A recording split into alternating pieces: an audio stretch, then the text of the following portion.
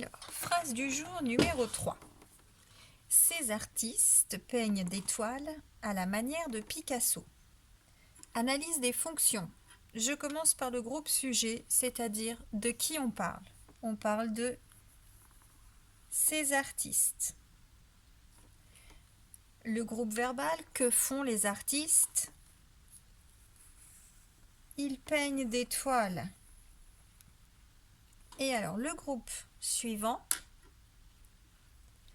c'est un groupe vert, parce qu'on pouvait marquer ces artistes à la manière de Picasso peignent des toiles, ou encore à la manière de Picasso, ces artistes peignent des toiles. C'est donc un groupe vert, et je peux l'enlever.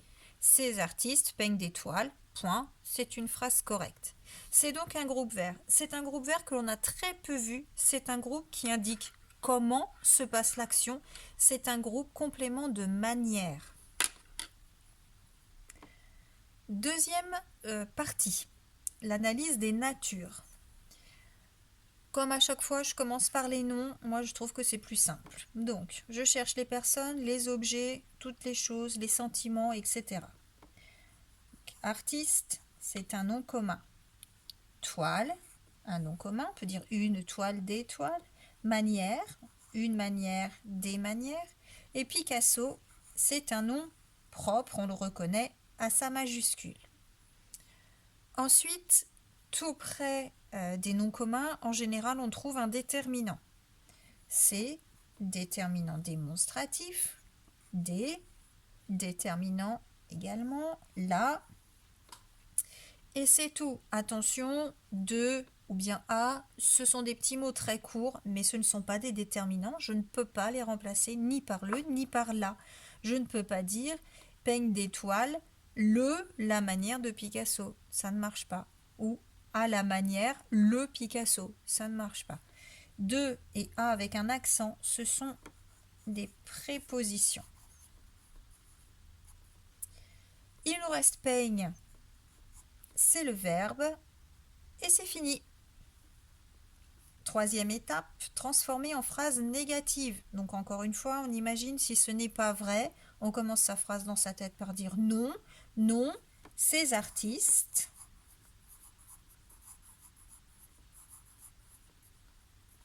ne peignent pas des toiles. Alors en général, on va souvent dire plutôt ne peigne pas de toiles. Le S là, on peut l'enlever. À la manière de Picasso, ça ne change pas.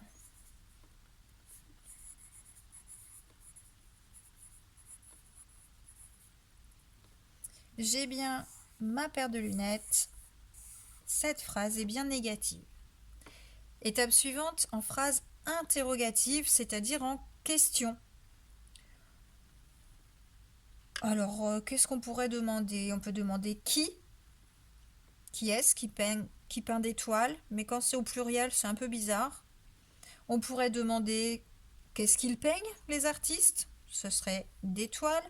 Ou on pourrait dire comment ces artistes peignent-ils des toiles? Et donc on répondrait à la manière de Picasso. Alors moi je vais écrire, allez, avec comment. On n'en a pas encore fait avec comment, donc comment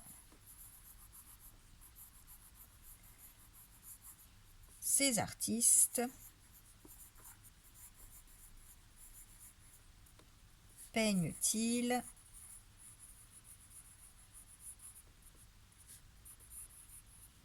Alors, j'ai pas besoin de rajouter un T parce que j'ai déjà le ENT, donc je peux déjà faire ma liaison directement. Je rajoute pas un T de plus.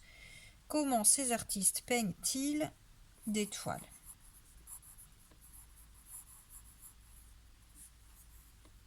Et je n'oublie surtout pas le point d'interrogation. Et enfin, dernière étape, je passe cette phrase, je la mets au passé puisqu'elle est au présent. Donc je peux mettre hier, par exemple. Hier, ces artistes ont peint des toiles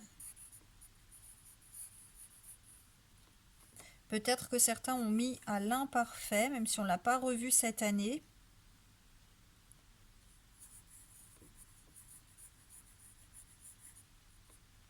Ce serait plutôt autrefois que hier. Donc hop, ça, on ne l'a pas revu, mais c'est correct aussi. Et je n'oublie pas de mettre un point. Voilà, c'est tout pour la phrase du jour.